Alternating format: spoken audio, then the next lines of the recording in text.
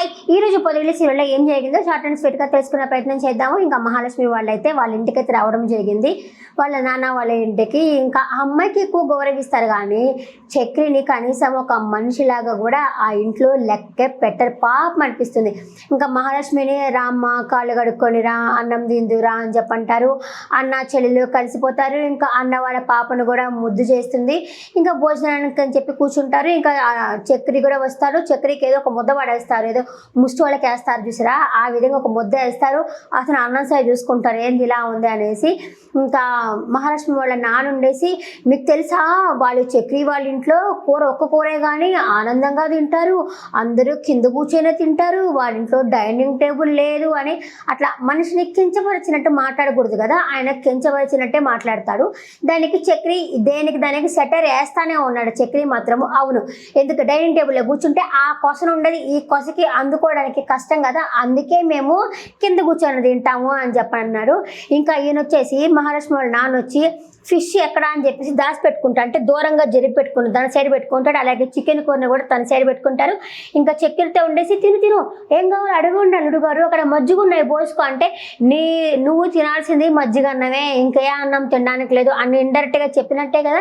ఇంకా మహాలక్ష్మి ఉండేసి సారీ చక్రి, నేను మా అమ్మ వాళ్ళు చూపిస్తున్న ప్రేమలో ముక్తురాలైపోయినాను, నేను ఇప్పుడు మిమ్మల్ని పట్టించుకోవట్లేదు, మీకు ఏం కావాలన్నా తినండి అంటే, ఓ అప్పుడులా సరే అక్కడున్న ఫిష్ ఇవ్వండి అంటాడు, చికెన్ ఇవ్వండి అంటాడు, బాగా తినేస్తాడు. అది తీసుకొని సూపర్ అనిపించింది నాకు, అట్లాగే కావాలి ఆయనకి. ఇంకా కట్ చేస్తే ఈ అమ్మాయిని చూపిస్తారు, ఎవరు శైలజ ఉంది కదా శైలి స్టైలు, ఆ అమ్మాయిని చూపిస్తారు. అతను మెకానిక్ పని చేయకుండా కేశవ అసిస్టెంట్ ఈ అమ్మాయి దగ్గరే ఉంటున్నాడు రీల్స్ చేసుకుంటా. ఆ అమ్మాయి అందగాడా అంటే పొంగిపోతా రీల్స్ చేసుకుంటా ఉన్నారు. ఇంకా మెకానిక్ దగ్గరికి వేరే వాళ్ళు వస్తారు కదా, కొంచెం రిపేర్ ఉంది అన్న ఉద్దేశంతో ఆ రిపేర్ ఇంకెక్కడ అసిస్టెంట్ చెప్తాను నాకు వేరే పని ఉంది అని చెప్పి చేస్తున్నప్పుడు అసిస్టెంట్ ఎక్కడున్నాడు, ఈ అమ్మాయితో ఎక్కడో రీల్స్ చేసుకుంటున్నారు. ఇంకా గబగబా అతను వచ్చి అతన్ని 2 పీకి తీసుకెళ్తాడు. ఈ అమ్మాయి వచ్చేసి లవ్ చేస్తున్నది కదా, అతన్ని ఇంప్రెస్ చేయాలని చెప్పి వచ్చినట్లుంది తన దగ్గరికి. ఇంకా అతన్ని అయితే తీసుకెళ్ళిపోతాడు. తీసుకెళ్ళినైతే మళ్ళీ ఇంకా చక్రి వీళ్ళు వస్తూ ఉంటాడు చక్రి. అప్పటికి ఆది వాళ్ళ నాన్న ఉండేసి కుక్క వచ్చింది అంటే, అవునవును ఇప్పుడే పైనుంచి దిగొచ్చిందని చెప్పి ఆది అంటాడు. ఇంకా తర్వాత మీరు కిందే కూర్చోవాలా అన్నట్టు కింద కూర్చోవాలని చెప్పి మాకు కింద కూర్చుంటారు.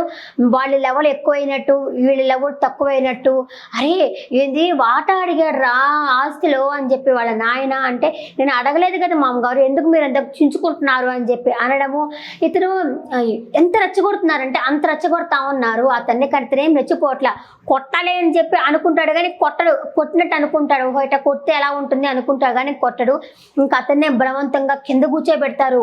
అంతలోపల అక్కడ నుంచి మహాలక్ష్మి వస్తుంటుంది. నేను వినిందనుకున్నా, నేను కింద కూర్చోవడము విని చూస్తుంది కానీ ఎందుకు కింద కూర్చున్నావు అంటే చెప్తారు, అల్లుడు గారు చిన్నప్పటి నుంచి స్కూల్లో చేసినవన్నీ మిమిక్రీ చేస్తున్నాడమ్మా అంటే, ఇది అవును ఈ కోతి ఈ పంది అని చెప్పి మిమిక్రీ చేస్తూ ఉంటాడు. వీళ్ళేమో సెకండ్కి ఒక రంగులు మారుస్తుంటారు ఓసరవెల్లిలాగా. ఎవరు వీళ్ళు మహాలక్ష్మి వాళ్ళ నాయన కానీ వాళ్ళ అమ్మ కానీ అందరూ అలాగే, ఆఖరికి వాళ్ళ వదిన కూడా అలాగే ఉంది, మనిషిని చీప్గా చూస్తుంది. హారిక కూడా ఏం చెప్తుంది, నిజం చెప్పేసి నువ్వు ఇక్కడ ఉండొచ్చు అని చెప్పిన ఉద్దేశంతో చెప్తుంది.